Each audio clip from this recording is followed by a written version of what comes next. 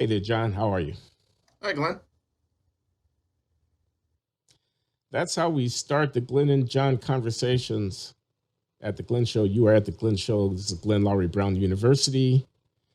I'm talking with John McWhorter, my regular conversation partner every other week.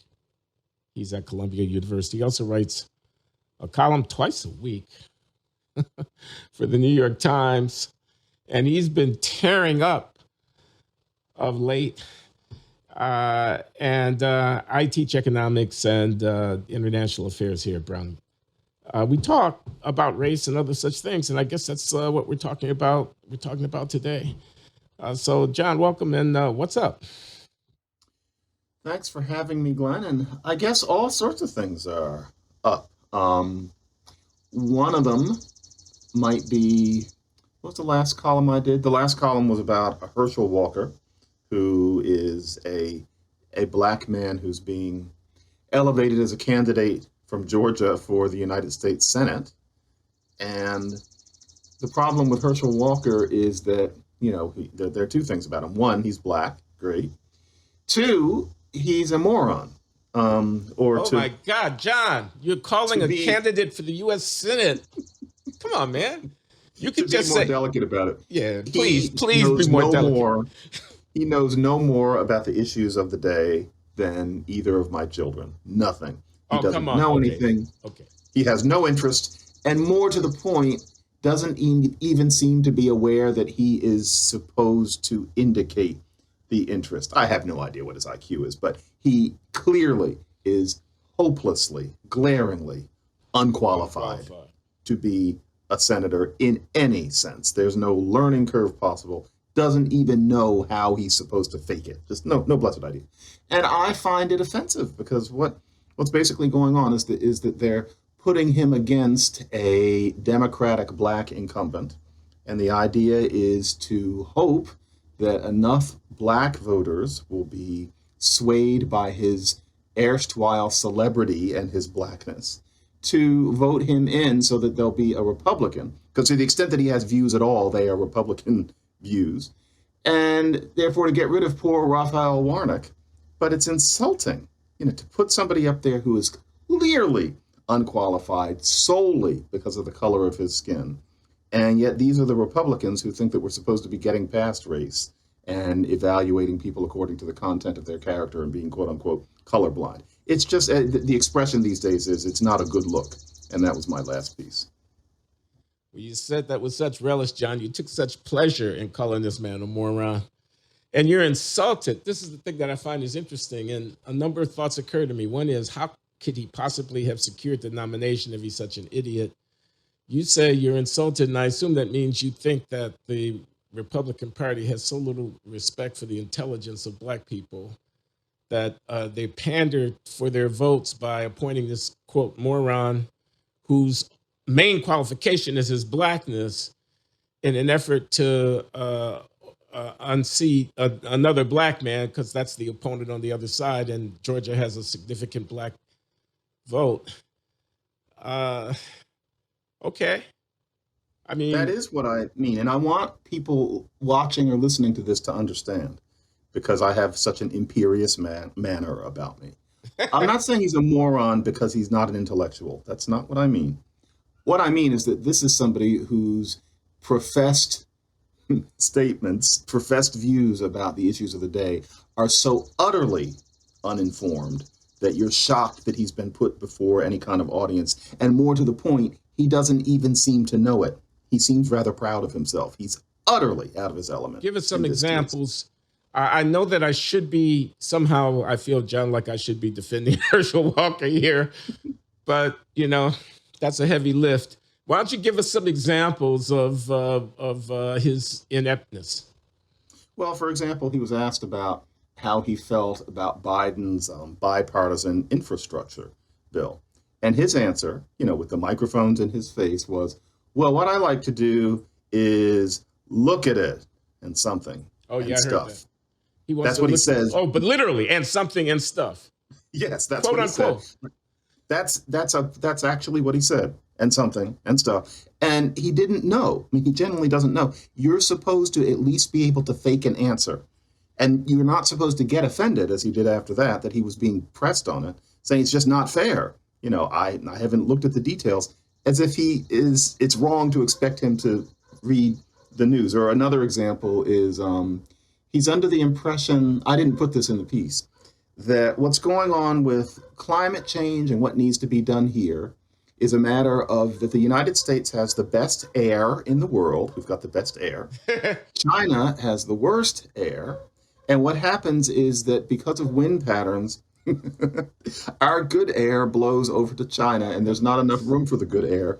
And so the bad air comes here. And this is what he said about our problems with pollution. And all of this is with not only a straight face, but a certain kind of childlike pride that he came up with an answer at all. Just that person shouldn't be a senator. There are many things that person can be. But how dare they put this person forward? How did he end up getting nominated? I really don't understand that. I don't believe your simplistic story, which is Republicans got in the room and decide they're going to play black people. I don't doubt that there is an aspect to it, but I mean, must have been a primary contest. Did you and your staff look into the predicate? How it came to be that he was the candidate? Mm-hmm. I don't know. Is there a Tea Party thing going on here? I mean, who are the faction who are Herschel Walker supporters? Where does his support come from within the Republican Party? Right. Where did this start? I don't know that backstory. And I'd like to know, did he put himself forward? I mean, he clearly has no interest in politics, but so I gather somebody chose and cultivated him. Trump is backing him. But yes, how did all of this begin? I don't know that story. There must be a backstory. So he has some kind of business career or so. He was a distinguished football player. I mean, give him his due on the field. And so he had that celebrity, and he's a Republican. What are his social issue beliefs? Is he a Christian or whatever? What does he profess on the culture issue? I'm just trying to understand who he is. Yeah, he has a big issue with deadbeat dads. He thinks that the black community has a particular problem with black men leaving their children behind. But then it turned out that there were no fewer than 3 children that he has had outside of wedlock that he had not told even his staff about. Unaware apparently that especially in the internet era, these things are going to be dug up, or even before. And he's utterly naive. You can't hide something like that. It's going to be found out. Well, we shouldn't have to worry about him. We shouldn't have to worry about him getting elected then, right? Well, he's been 50-50 with Warnock. That's what I heard, and I wanted to get you to react to that. I mean, how is it? My first question was, how did this moron, get nominated? I think there's got to be an interesting story there. And my second question is, how could he possibly be in contention? Mm-mm. Well, remember, there's a celebrity factor.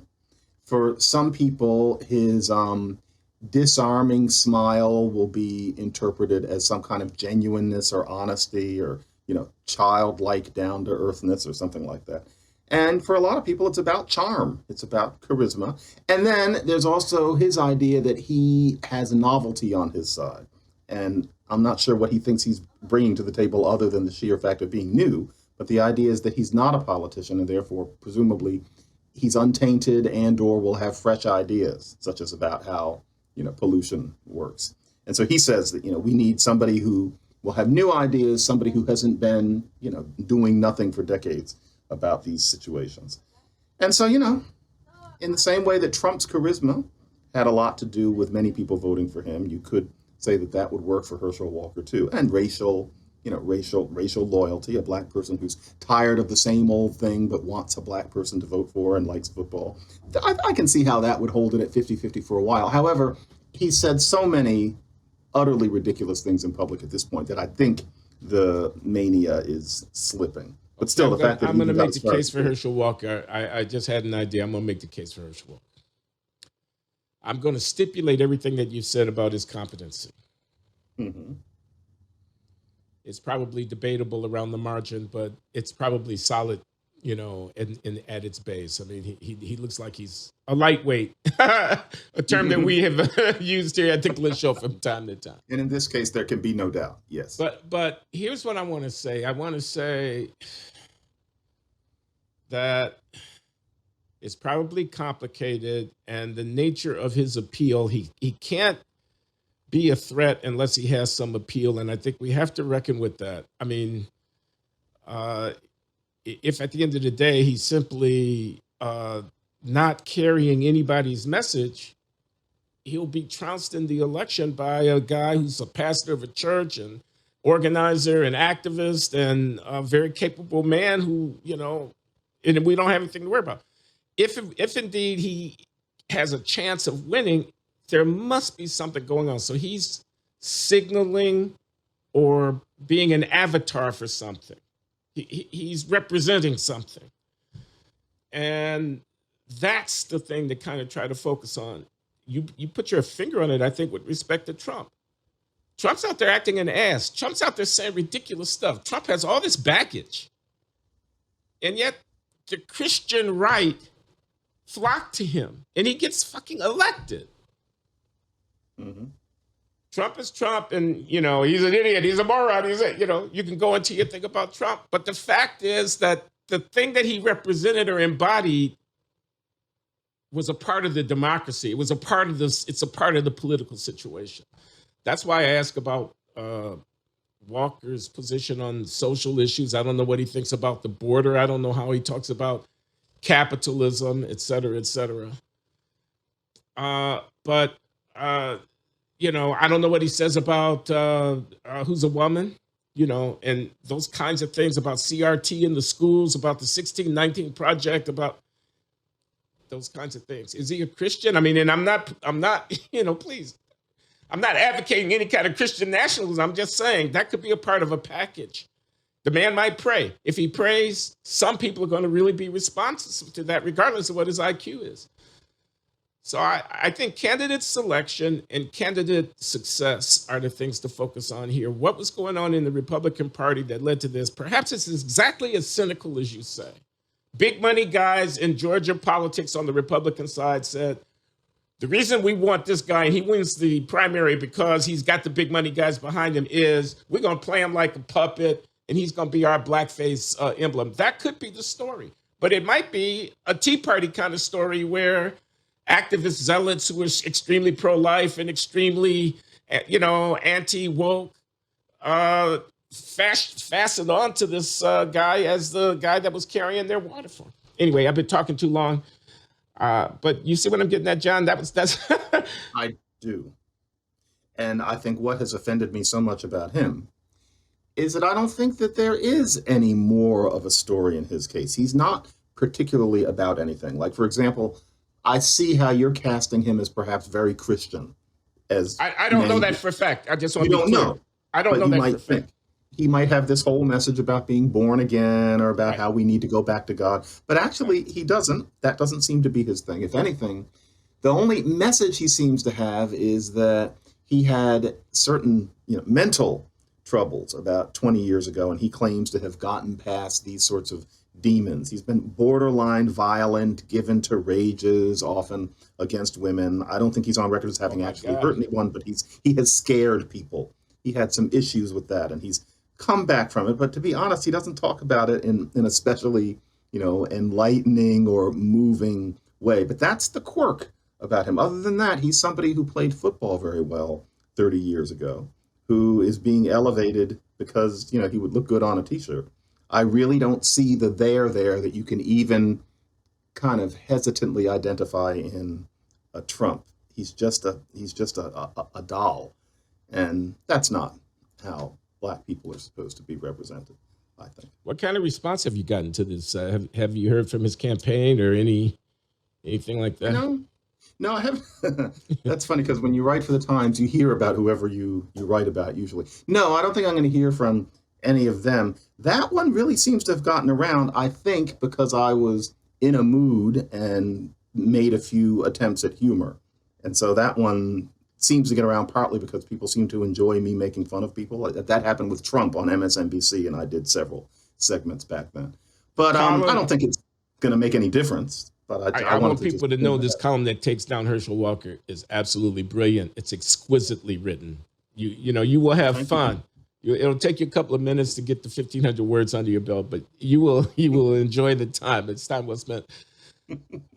So I want to talk about another Black public figure, and that's Clarence Thomas, Justice Thomas of the United States Supreme Court, and a letter. Get your commentary on this, John, that was published in Real Clear Politics, and that will be disseminated further in other ways, that denounces the vitriolic and racist vilification of this man that has poured forth, particularly in the aftermath of their decision overturning Roe, the court's decision. And the use of these Uncle Tom and as if his racial identity, Uncle Clarence, the use of the N-word on Twitter in reference to the justice, the pronouncements of celebrities like Samuel L. Jackson or the women at The View or many others on Thomas, the reference to his wife's race that has crept in a way that is swarmy and mean. That's the word you like, John. And some of us decided, John, I should say, Bob Woodson and myself initiated a signature campaign that has gotten hundreds of people to respond, African Americans, to affirm the civility and decency that we think should accompany public discussion without questioning whether or not he's right or wrong on this or that. Clarence Thomas, Justice Thomas, right or wrong on this or that jurisprudential judgment, but simply to say we denounce this kind of rhetoric. And I was very glad to count you among the signatories of that open letter defending Justice Clarence Thomas, not because we agree with his opinions, but because we deplore, you're going to use the N-word in reference to Justice Thomas. You're going to say that he's an Uncle Tom because you don't agree with his judicial opinions.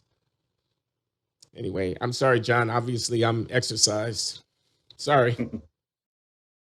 There is a larger lesson in a lot of those tweets and comments, the N-word being used. I think we should be aware that it's not mostly tweets saying, well, he's just an N-word. That's not what it is.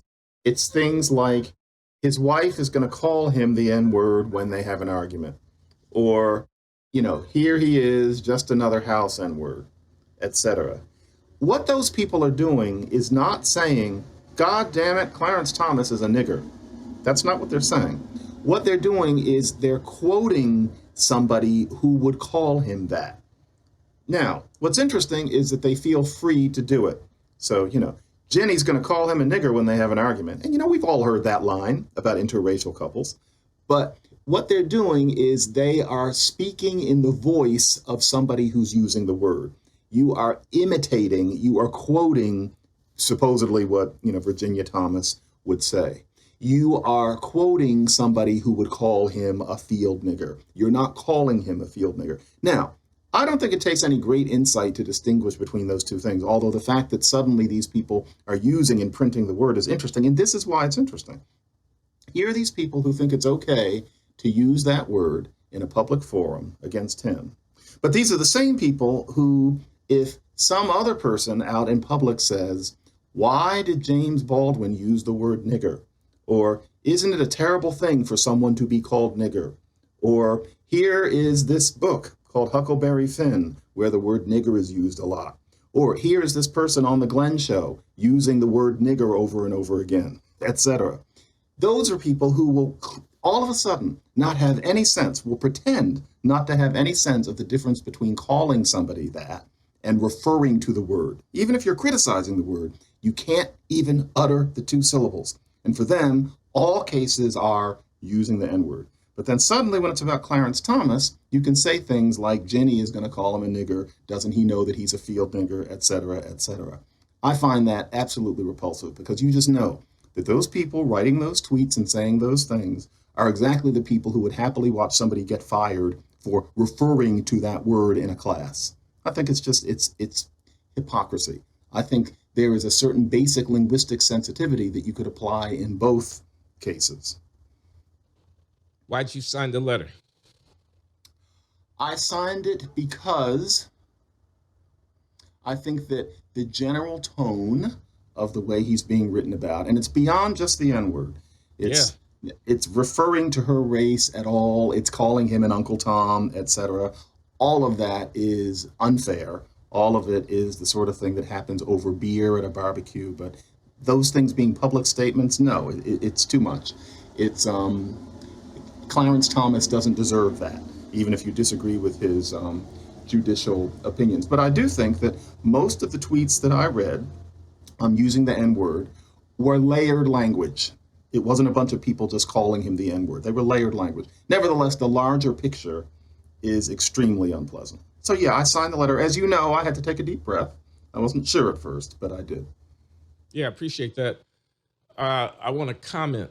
So I think some of the N-word uses went beyond the boundary that you described of a use in reference to its use, but constituted calling him an N-word as you noted. I mean, some of them did, but most of them did not. But I want to talk about Thomas as an African-American icon and the lack of a sense of, if you had said this about Barack or Michelle Obama, there would be outrage. People would be injured by it. You know, not just calling somebody a racist because they use a certain word in reference to Barack or Michelle, but really like a feeling of disappointment that these African-American icons do not garner the reverence and deferential respect which they've earned. You bought the Obama campaign and, you know, you were very excited about Obama's elevation. And part of that had to do with him being a black man. And I don't discredit his blackness, but you understand it's complicated. And regardless of his politics, he represented something for you. Now, Clarence Thomas is black. He's not just black, he's very black. In the sense of, look at the root there. Look at what the root of it is. It's the Geechee dialect on the Sea Islands of Georgia, man. It's a step from slavery, man. He ascends to the highest pinnacle of American government for decades. This is independent of his jurisprudential philosophy. This is not about original intent. This is about blackness within the context of America, about the black experience.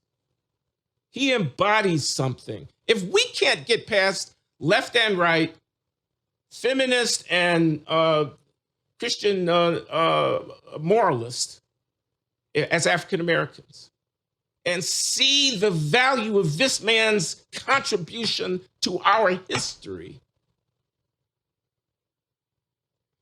if we let the blemish of Anita Hill obscure 30 years of service at the top of American government, if we allow the fact that he's a Catholic to color our appreciation of this life, come on, man, let's stay in touch with reality of this black life. So I'm sorry.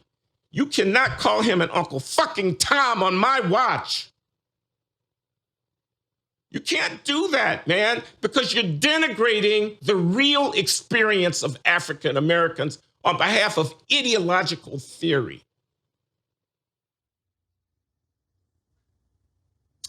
Devil's advocate. A lot of people would say that he reached that post and then works against what they would call black interests. And then there's this human tendency to demonize, and so they make up this figure of the Uncle Tom, of the deliberate sabotager of black interests who has gotten his and is going to make sure that the rest of us don't get ours, etc. People like that cartoon figure. But more to the point, they think he got to that place and then pulls in the ladder and doesn't help the rest of us and crusades against affirmative action, crusades against policies that help the poor, including black people, doesn't want to talk about or acknowledge racism in society, thinks you just need to get past it, etc.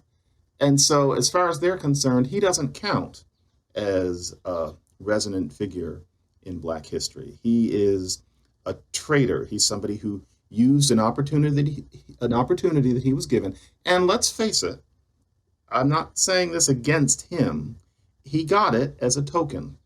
We both know that.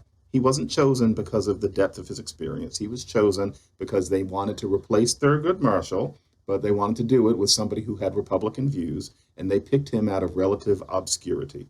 Nobody was under the impression that he, if he were white, would have been chosen for that role at that time. I think even he would not deny this. So he gets in that way. And then once he has that opportunity, he does not do what Thurgood Marshall did.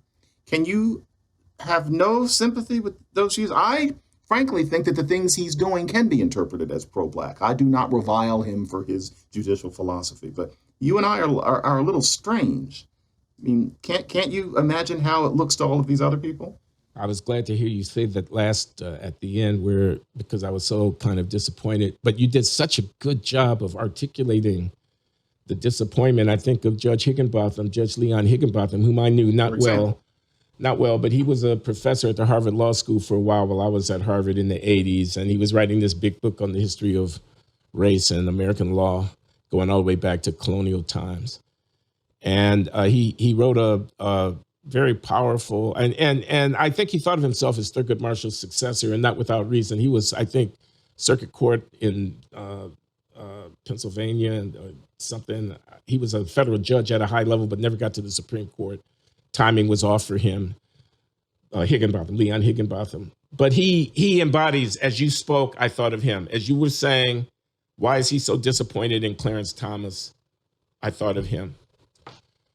Thurgood Marshall's seat. I mean, of course, Thomas's appointment is what you said it was. I mean, he was picked from obscurity. He's black. I think you will appreciate that one should be careful and I think generous when one talks about the impact of affirmative action on all of our life courses. You don't want to preclude, I'm sure, John, the ability to come to a negative judgment when thinking about affirmative action as a black person, preclude that ability because I or any black person will have at one step or another been benefited by affirmative action. That doesn't make you or me a hypocrite, doesn't make Clarence Thomas a hypocrite.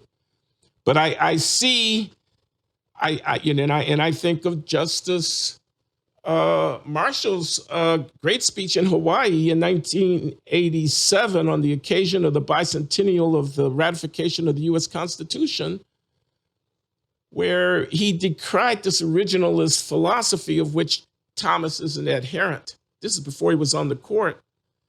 But Scalia and Bork before him, who was not confirmed, but this and decried it and said the Constitution was flawed from the very start. I mean, I know this, and forgive me, because I was in Bill Bennett's office at the Department of Education in Washington, D.C., when Thurgood Marshall gave that speech, because I was being interviewed for the possibility of an appointment as Bennett's deputy. And I remember the reaction of all of the neocons like William Crystal, who were sitting around, I don't remember who some of the others were in Bennett's office, and appalled that Marshall would go on the bicentennial of the Constitution and give a speech that, the Constitution was flawed from the very beginning, which, of course, we can all say is true today without any.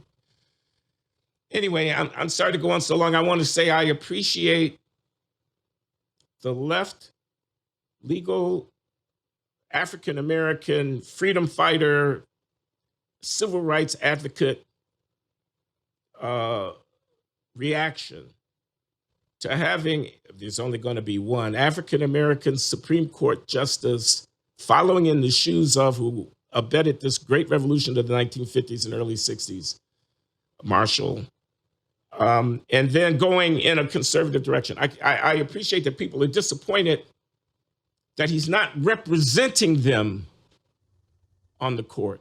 That's what this comes down to. But I'm going to say this. The Supreme Court of the United States is not a representative institution. Its function is not democratic.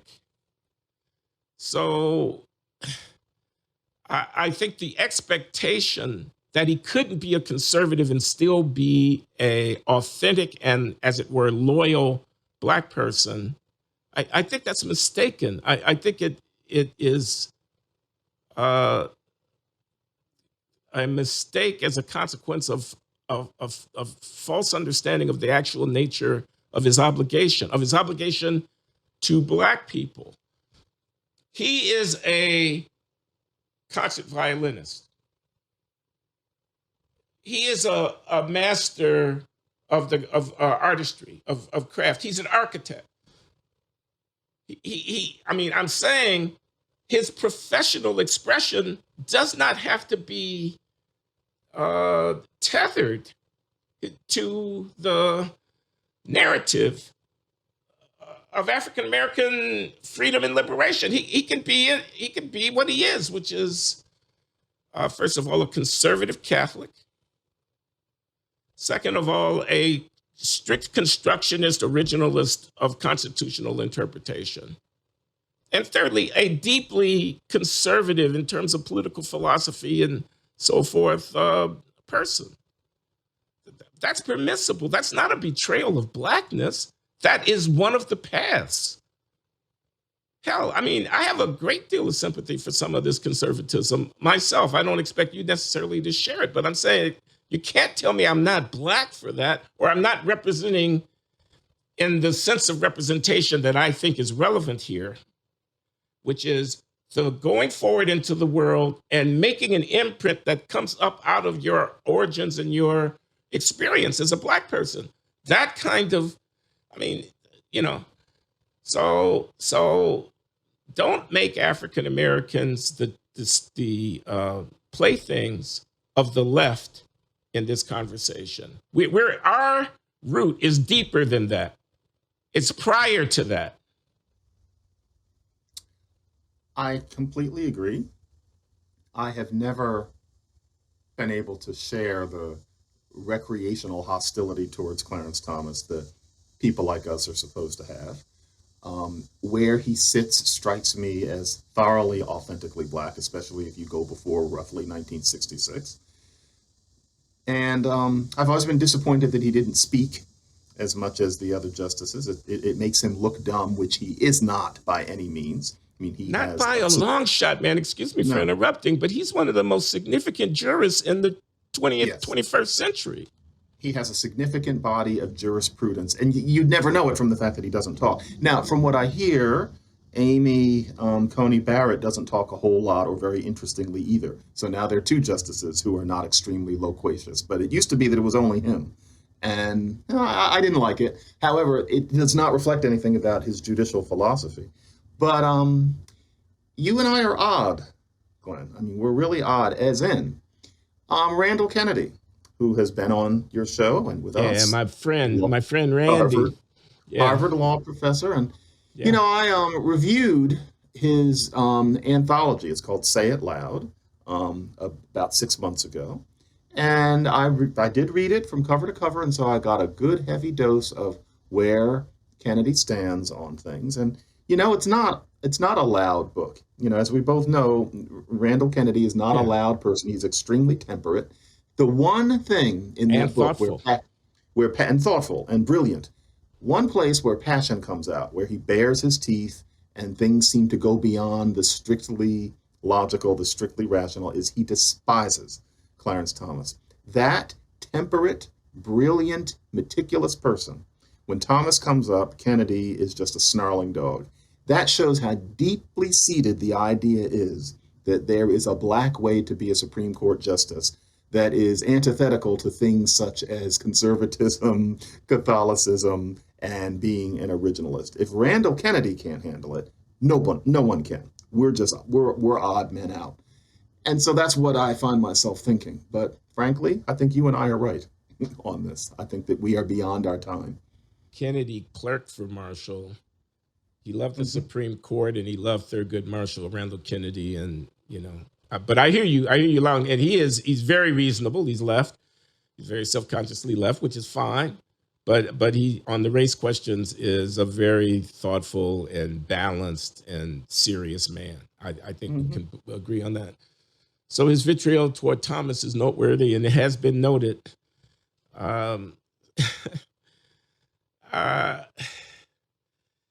He's a nice man. I want us to link to Gerald Early's essay reflecting on his experience at the Old Parkland Conference in Dallas that took place in May. That was a gathering of people concerned about the future of Black Americans and wanting to hear ideas with a conservative pedigree that were pointing toward the future. Jason Riley of the Wall Street Journal and the Manhattan Institute, Ian Rowe of the American Enterprise Institute, Shelby Steele of the Hoover Institution, and your humble servant here of representing Manhattan Institute and the Hoover Institution were the organizers of a day-and-a-half conference. I'll stop. Justice Thomas attended the entire conference. I spent a substantial amount of time with him. Gerald Early spent a substantial. Gerald is an African-American, a man of letters, a professor of the humanities at Washington University in St. Louis, and an estimable intellectual observing Black affairs, throughout the last epoch. Gerald is a serious guy. And I'm sure he would count himself a progressive. And he came to the conference as for a reportage. He came to observe. And he writes a long essay. I'm sorry that I don't remember exactly where it is, but we will link to it, in which he describes the conference. And he spends a fair amount of time describing his encounter with Justice Thomas and concludes, again, regardless of his jurisprudential philosophy, that he's a nice guy, that he's a sweet guy, that he's a down-to-earth guy, that he's a decent man. This is how he comes across. The fact that he had friendships with people like Ruth Bader Ginsburg or Sonia Sotomayor of the U.S. Supreme Court as colleagues. I mean, not just casual, say hello as you pass in the hallway, but really warm, belly laugh, kind of enjoying each other's company. One of Early's signature lines in this essay describing this conference is that if you've heard Clarence Thomas laugh, you're not likely to forget it. Isn't that a wonderful way of putting that? There's a heartiness, an earthiness, an authenticity, a decency, a humanity in the laugh. We are talking here at the Glenn Show about the laughter of Justice Clarence Thomas because he's a human being, not a poster to paint various political slogans on. But in any case, I'm just saying he's a nice guy, and that's another reason not to be, I'll stop. I've met him a couple of times, and I have often said that a lot of people would feel differently about him exactly because of that laugh, because of the way even the media tends to choose photos of him. You imagine him as this kind of glowering, jolly person. But the thing that stands out the most about him when you meet him is he's got that big belly laugh. And I should say, it's not a nervous laugh. Some people laugh a lot because they're kind of uncomfortable in other people's company. No, he's quite comfortable and he has a big laugh. And I should say it's a black laugh. He has a big, black, Southern, male, ha-ha belly laugh. That's the kind of person he is. Another thing he is that I think would surprise some people, given the way they tend to crop photos of him. He's not tall. He's not an enormous, menacing fellow. I would put him at, maybe 5'9" or something like that. He's not the tallest man in the room. And he's got this big, happy laugh. you would never know that he is this devil, which he's not, that people talk about. And I think really if more people could see that, they'd realize that they're creating a cartoon character. However, Glenn, I have to call you on something. Yes, Thomas is a wonderful fellow when you meet him. And it should matter in how you evaluate him. But notice that when I say the same thing about Al Sharpton, Oh, you can't be bothered. I keep on saying, he's actually nice and genuine. But no, you can't forgive what he did in 1987. I'm just saying. You got me, man. You got me. I'm going to have to rethink that. I do have to rethink that because you're right. Anita Hill is 1991. And the Clarence Thomas, the Al Sharpton stuff is almost as old, if it's not as old. And cannot a man outlive and move on? And can we not judge him by the full measure of his life, and et cetera, et cetera? And if you were in his company, you just might enjoy his company. I've not been in Al Sharpton's company, so I don't know the answer to that question. So I concede the point without equivocation. I need to reevaluate, and maybe I'm the Randall Kennedy of Al Sharpton's world. I'm the guy who just won't forgive him, won't make any space in my heart for him. I had to bring it up. Let's talk about this woman at the law school at the University of Pennsylvania. My friend, I have to say that I cannot abandon this woman at this moment. I've known her, and this is Amy Wax, professor at the University of Pennsylvania Law School. I've known her for a long time. In my earlier phase, when I was the staunch left of center, anti-incarceration, raving madman, early aughts, middle aughts, I thought Amy was a lunatic and a nut and a heartless right-wing person. I went to the University of Pennsylvania Law School, I'll be brief, and gave a lecture. The year was 2010. And I said there are too many black people in prison. And she said, there are not enough in the Q&A. I beg to differ, Professor Loury, there are not enough blacks in prison. Quote unquote, quote unquote. And I took such offense at that. I wrote a letter to the dean. When I got back, I was visiting at Columbia that year. You remember that year. We had dinner. That's right. 2010, 11. And I wrote back to the dean, and I said, this woman is a racist. And I'm outraged. That was my early encounter with Amy Wax. I since became fond of her, John. Good God, God forgive me. I mean, we interacted in one form or another. She came on the podcast. She said some things. She wrote some things. She wrote this book that I thought was not half bad, Race, Wrongs, and Remedies, that I thought was not half bad. 2005. She's a provocateur. She's throwing bombs. Sometimes I want the bombs thrown because I think the thing needs to be shaken up. I think the issue of, diversity, equity, inclusion really does deserve to be fair. I think the immigration question deserves to be, etc. The crime question and public safety and stuff, it deserves. And plus I'm this free speech guy who says let 1,000 flowers bloom and don't, so I've had her on as a guest here at the Glenn Show on a number of occasions, and I've called her my friend, and I can't stop calling her my friend now, because to me that would be kind of dishonorable. It would be like, now I'm going to run and hide, from this. Now, why do I need to hide? Again, I'll be brief. She said something. She said she didn't think the black kids in her classes and her experience were up to snuff. They tended to cluster at the bottom. And, I could be more specific. She thinks there are too many Asians. She thinks Asian immigration is a problem for the country. And she said this on my podcast. She's gotten into trouble for saying it. Huge backlashes, campaigns all over the place. I've had to devote some energy to differentiating my position from her position. She flirts with these ideas about racial differences in intelligence. She has given space to Jarrett Taylor, a noted white supremacist. If I call him that, people are going to get mad and they're going to correct me. He's not a white supremacist. Okay. Nationalist. I mean, you find your name for him. Just go Jarrett Taylor and look him up. American Renaissance. And and she's kind of in bed with these people. How do I put that? How do I want to put this? She would call herself a racial realist. I hope I don't misstate her view. She thinks there are differences, natural differences between population descended groups of the sort that Charles Murray discusses in his book, Human Diversity. She thinks that's relevant to some of the inequality issues. I think I'm fair. I'm being fair in saying this.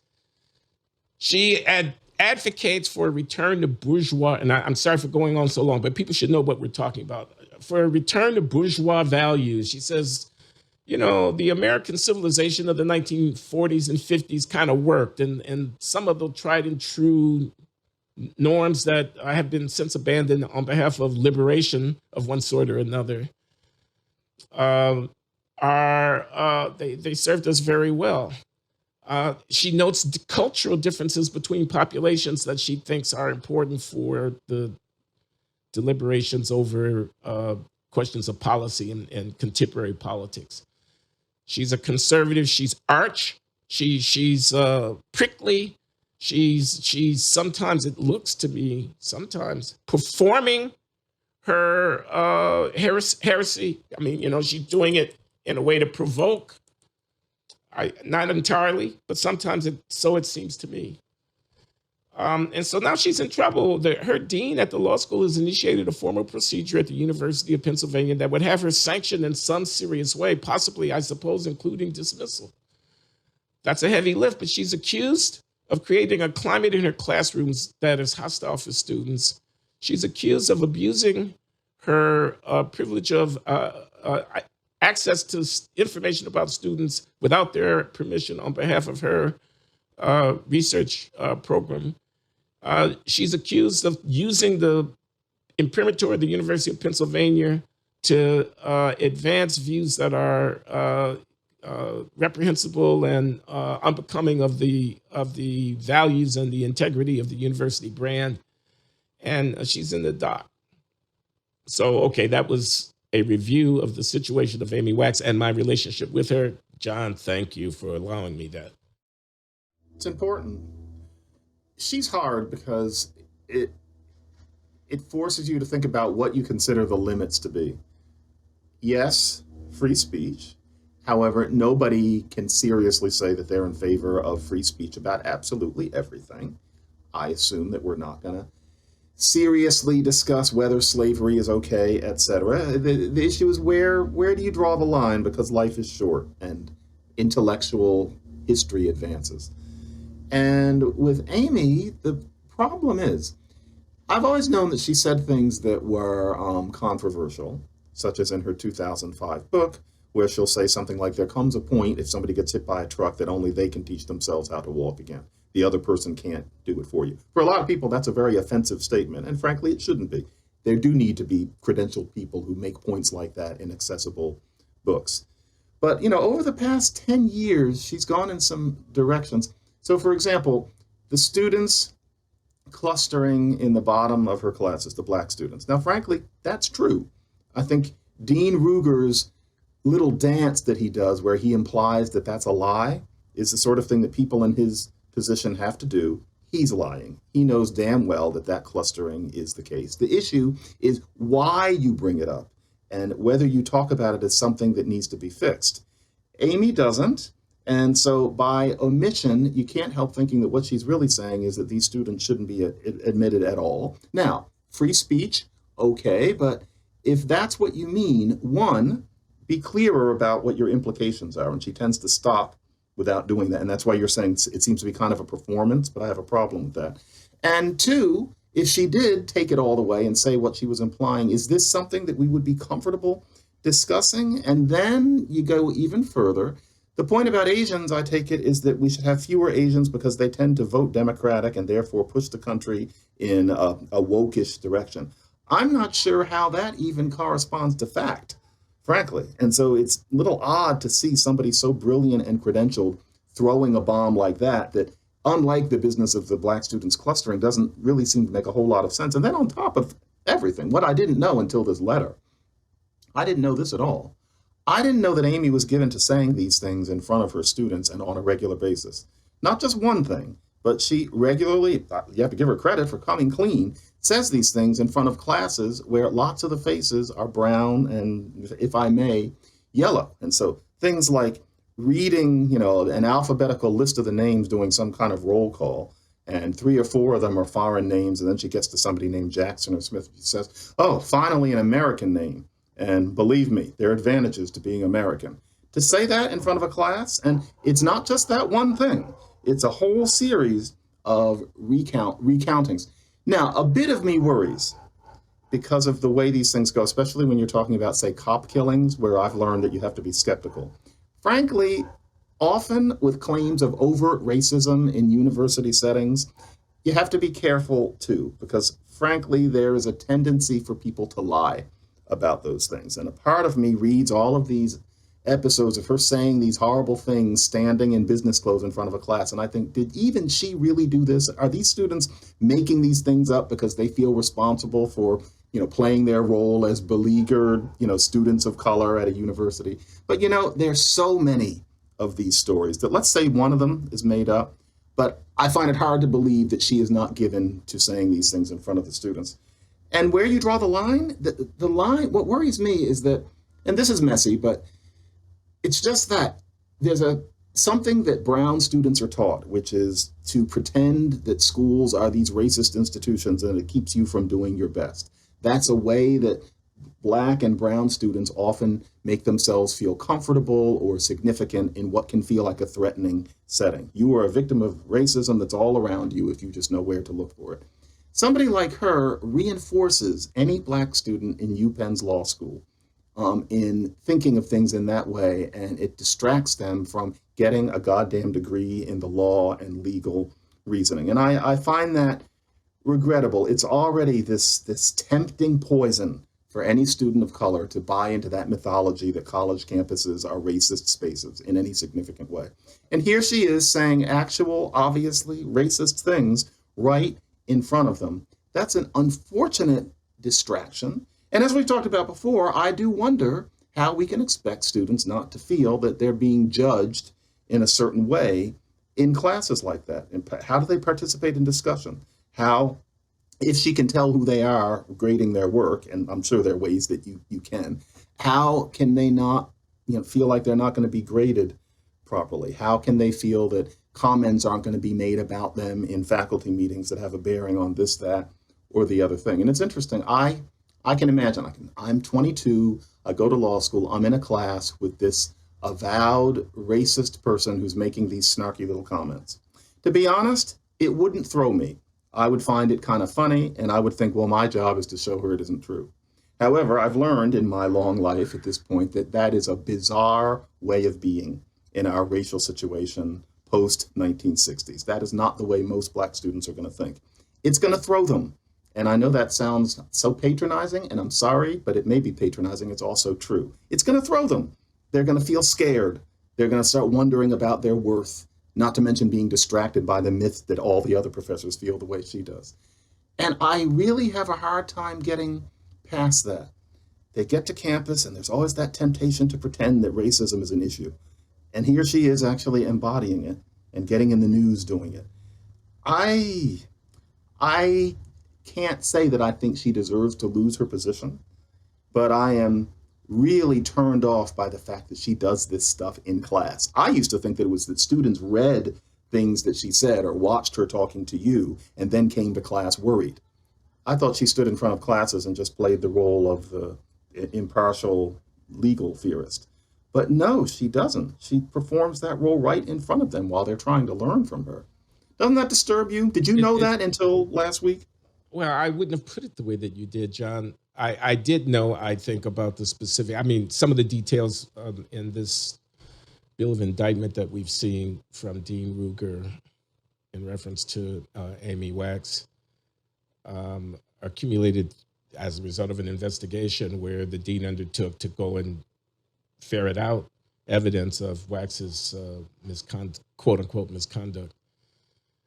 Is new to me. I was not aware of, but the general temper of Amy's conduct as a professor at the University of Pennsylvania Law School, her um, uh, contrarian is putting it mildly, obstreperous and outspoken, counseling a student about whether or not to pursue an ambition of being a law clerk or something like that. The students of color making some comment about there being a beneficiary of affirmative action and this kind of thing. I mean, I wouldn't put it past her. I could easily see her doing it. I just want to put on the record here that a couple of things. One is she's been removed from any teaching that requires students to take her courses, so her students are self-selected in her courses. No one has to take a course from Amy Wax who doesn't want to take a course from Amy Wax. Grading is blind in the reading of the exams and whatnot. You don't know whose exam you're reading. I take the point about the conduct of class and the students feeling that they are or are not encouraged to participate.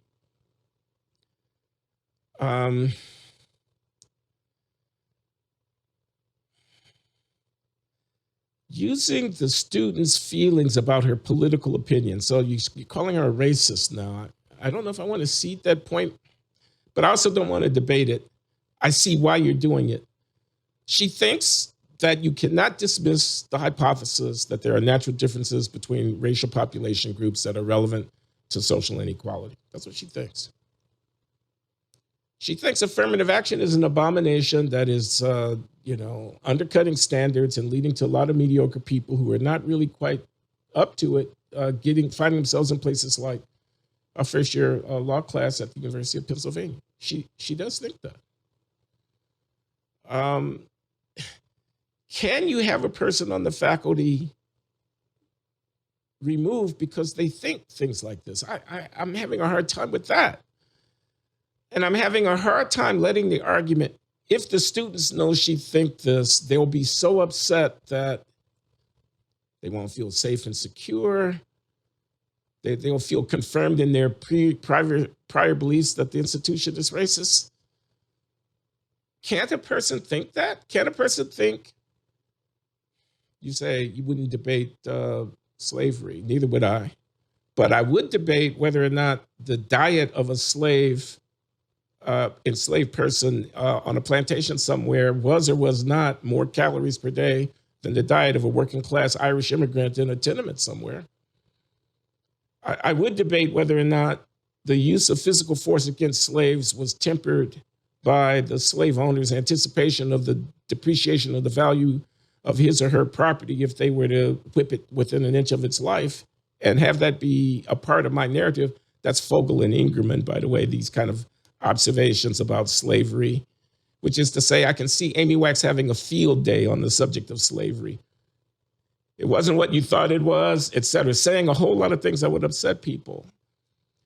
I would probably not agree with most of those things, but damned if I want to say a person can't say that, and can't say it because it would upset the Black students. What about the indigenous students? Suppose I want to say the West conquest, the West, I mean Europe, of the Americas was a step forward in the evolution of the human mastery of our dilemma of social existence. It expanded civilization. It enriched. It fulfilled a certain dynamic that deserved its fulfillment. I don't think that. I didn't say it on my own account. I'm just saying a person can think that. They can think colonialism had benefits. They can think that the people who were subjugated under colonialism owe a debt of gratitude, not a reparations bill, to the powers who conquered them because they brought literacy and technology and civilization. They can say that. They can think that. I don't think it. I'm not saying that for my own account, but Amy probably thinks something like that, and damn it, she can think it. Yeah, she can think it, but Amy also says it a lot and not in a considerate way in front of students. And, this is really hard because what the good people want to do is fire her because she's the devil. They want to fire her because she's a smelly heretic. She doesn't have the proper views about race, and therefore she can't be among us. I revile that. But there's a part of me that feels that there's a contingent issue where in our times we have a debate about race that is hopelessly phony, where it's considered a mark of enlightenment to vastly exaggerate about it. And this is everybody. I revile that as well. And what Amy does is help reinforce that kind of thing by being an unusually vocal proponent of what I do think is actual racism in an elite university setting. It disturbs me that she ends up playing into something that is contingent, but so damaging and so hard to cut through. I'm not sure who, it's interesting. And so I must admit, I think of a UPenn that did not harbor her as a better place because students would not be distracted by pretending that her presence means something that it doesn't. But that's just my view.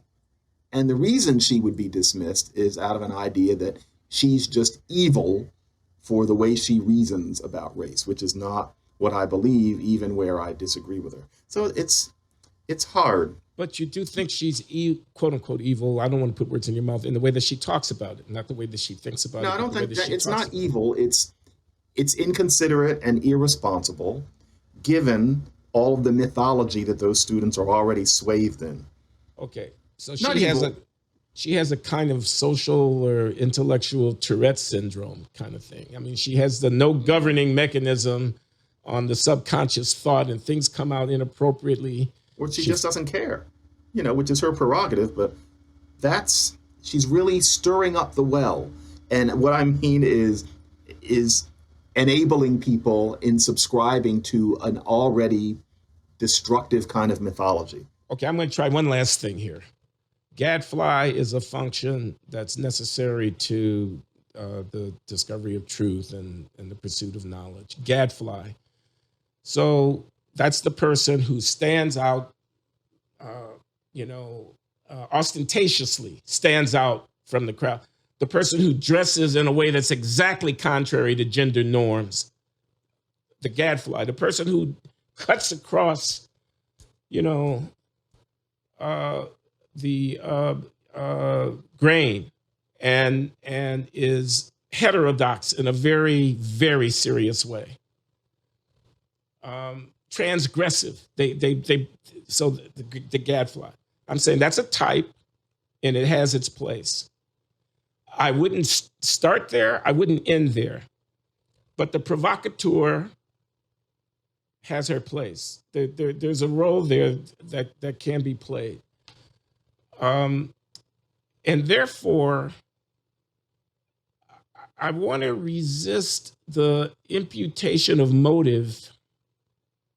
A lot of your argument turns on this. It turns on a kind of understanding of her motive, which the students can see, and therefore, and so on. And I want to just focus on the transgression. So you said it a minute ago. You said Dean Ruger is lying about the relative performance of affirmative action abetted minority students at the University of Pennsylvania Law School.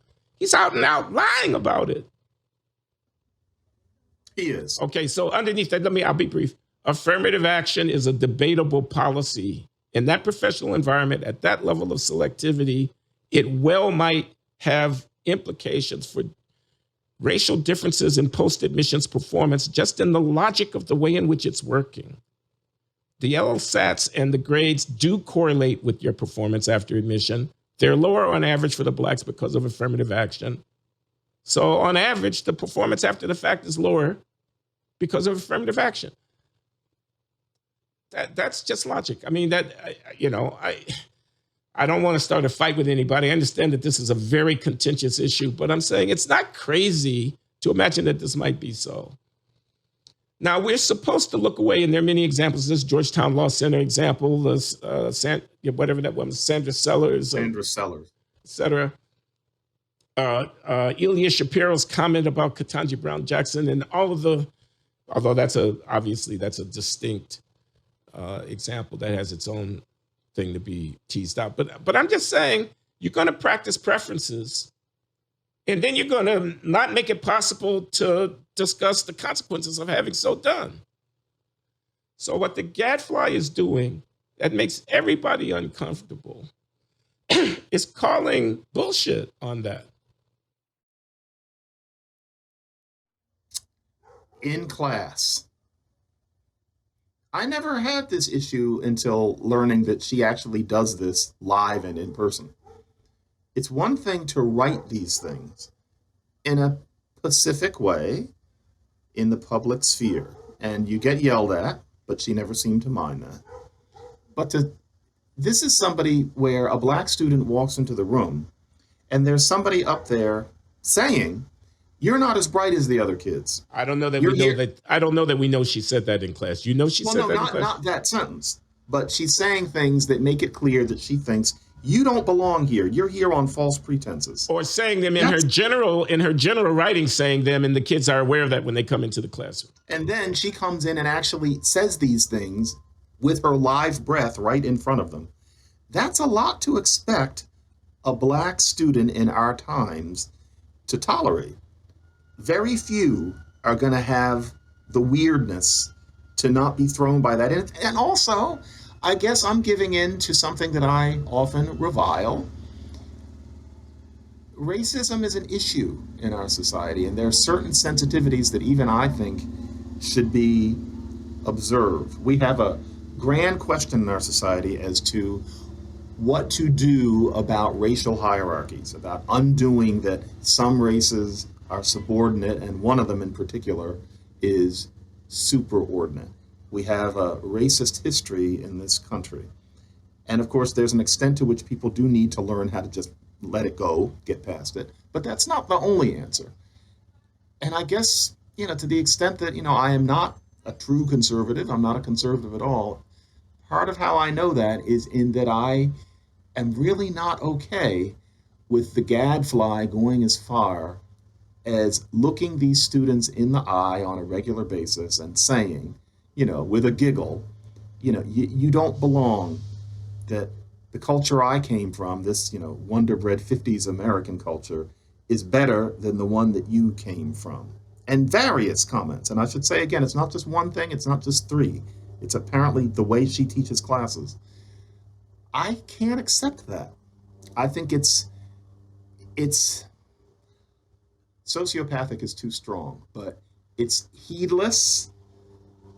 You know what, Glenn? It's mean. I told I'm you you like sorry. that word. It's very specific. It's mean. It's unthinkingly hostile to people who I think in our sphere, in our times, deserve better. And we can't expect any but a sliver of those students to not be affected by that. I wish more of them would just be able to let it pass, but they can't. You can't fix that. I can't help feeling for them to an extent. Amy should know better. She should be better on this. Wow, I feel terrible. I don't think I agree with you, John, actually, and it's making me think. It really is. You put it so powerfully. This sympathy. We're creating a community. I mean, certainly, if I were running the show at one of these places, I would want warm and fuzzy. I would want everybody to feel welcome. I would want, and I'm, there's an outreach thing going on. We're self-consciously diverse. I mean, I'm sorry, but affirmative action is a central part of this whole discussion. And my feelings about affirmative action are yours. I get what you mean. Roughly. But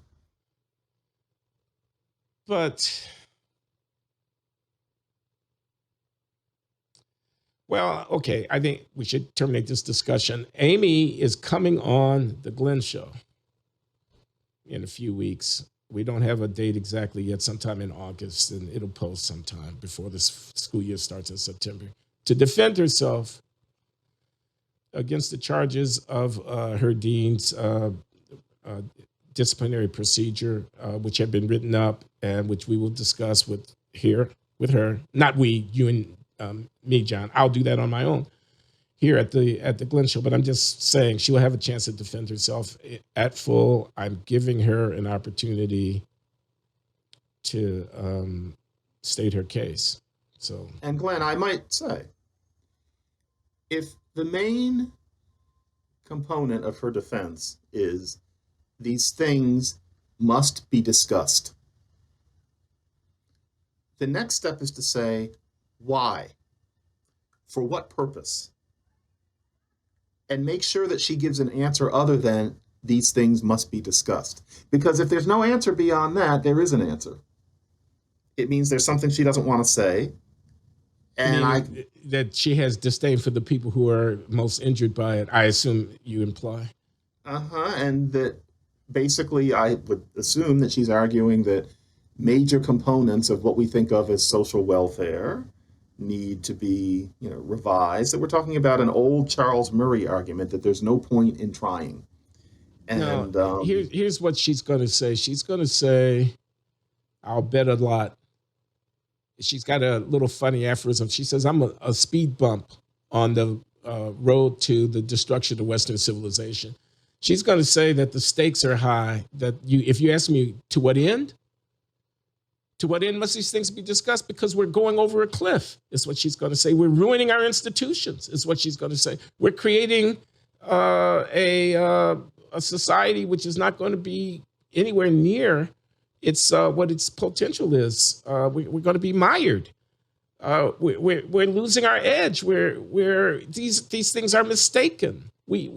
She's going to say, historically mistaken, and I'm standing in the gap, and y'all are just going to steamroll over me, but I'll go down telling you that it's a cliff you're going over, a cliff you're going over. That's what she's going to say. And therefore, the law classes at the University of Pennsylvania should have maybe one or two Black students in them, probably children of Caribbean or African immigrants, and that most Black students should go to third-tier law schools like Touro and ones that we've never heard of, because that's how the numbers would have it. I spoke at Touro recently, by the way, by virtual thing. Third rate, you say, third rate. Why did I accept that invitation? No, because Dan Sabatnik, who teaches at Touro, and who I know him. Yes. Invited me. And also, Touro very openly talks about itself as third tier. That doesn't mean that it's bad, but in terms of selectivity, it's always. Your point is, without affirmative action, most of the kids that are at Penn now would be at some place less distinguished than Penn. And that would be true of all of our excellent schools. Now, we can talk about whether that would be a good thing or not, but is that what she's saying? And is she saying that that's the way probably it would be forever? I think in a way, let the chips fall where they may. She's saying it could work out like that, and the world would not come to an end. That's what she's saying. She's saying, where is it written? Where is it written? Well, I don't think she's shy. I'm now speaking for her. I don't think she'd be shy about taking responsibility for ending affirmative action. And with the results being that she should say it. Why do we have to talk about it? Is that the reason? She's kind of letting it. There's always this implication. And it comes off as if she's dog whistling to Jared Taylor. And that's another thing. Bringing that man into a class? That man? Why him? What is to be gained by bringing that man into a law school classroom? Again, I'm going to speculate here. He represents the cutting edge of a white backlash against DEI stuff that is a real part of American politics with which she has some sympathy. Can there be a white backlash against DEI? I'm not endorsing Jared Taylor as such. I'm just saying, I've said this here many times. You keep telling white people that they're the root of all evil. Some white people are going to start saying, where's your civilization? They're going to start counting who created this and who did that. And your shithole country ain't contributed nothing to the thing. That's going to happen.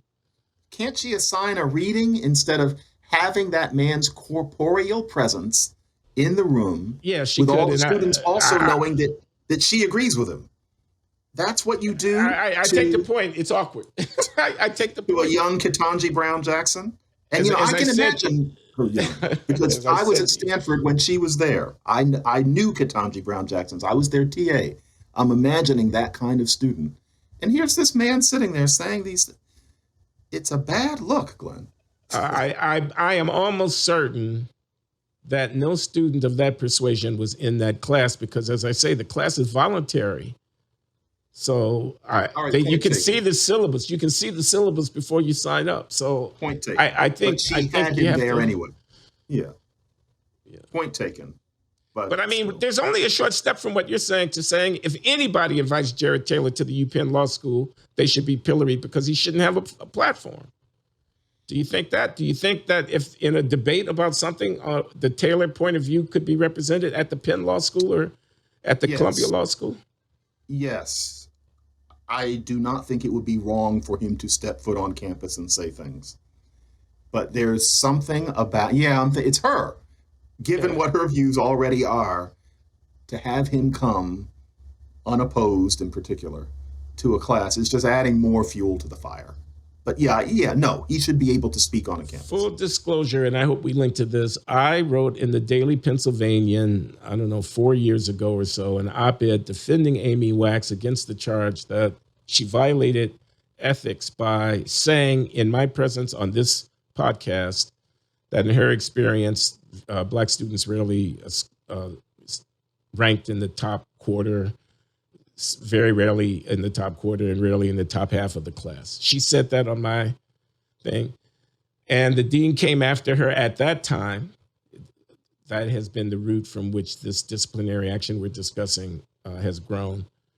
And I said, look, in my experience, I'm just fully disclosing. In my experience, my Asian students have been first rate. I'm talking about teaching at Brown. They've been first rate. Mm-hmm. They've almost invariably done the reading. If they're speaking up in class, they have interesting things to say. This is obviously a generalization, but it is my impression. If I say that, did I break a rule? Yeah, I can't say it. Now, maybe it's unwise. Maybe it's unwise under certain circumstances to say it in a certain way. But is it really a violation of an ethical norm to make an observation of that sort? My Jewish students, etc. Is it really a violation? I said, by the way, if she said something that wasn't true, it would be easy to disprove just by demonstrating the data. What's the great distribution of, So the idea that student privacy precludes you from demonstrating quantitatively the error of that generalization is a very unpersuasive argument. I said, you're punishing this woman because she has errant thoughts. This is thought policing. I said, this is the same thing as taking an earth science professor who is not persuaded by the climate science community that we need to have a full-bore mobilization against climate change, and saying that they can't teach. So I defended her, and I'm uneasy with your position, John, but I certainly feel you. I feel you, especially about the student reaction, but can you let student sentiment, you say they don't feel that they can be treated fairly. Where's the evidence that anybody has been undergraded? That is a very easy thing to demonstrate. There's the paper, there's the grade.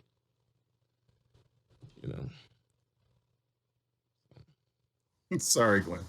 No, that's okay, but you've got that light behind. Yeah, I'm okay. going to get rid of it. Wait a minute. Okay.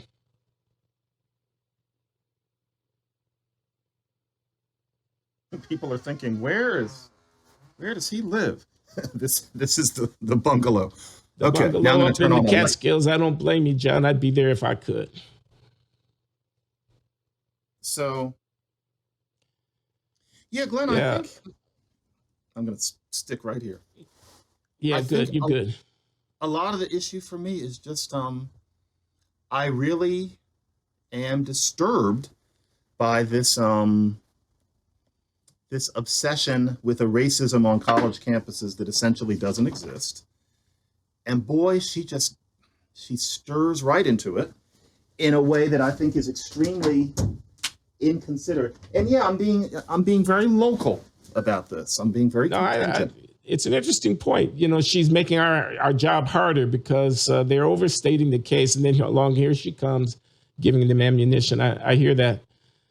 I think we've put in our due diligence on the race front today, John. We started with Herschel Walker. Thumbs down on Herschel Walker from John McWhorter. We got on to Clarence Thomas. Thumbs up on Clarence Thomas from Glenn Loury. And it looks like thumbs down on Amy, although I'm trying to give her some play. And I get it. I feel you too. But yeah, she's a tough case. Okay, John, talk to you in the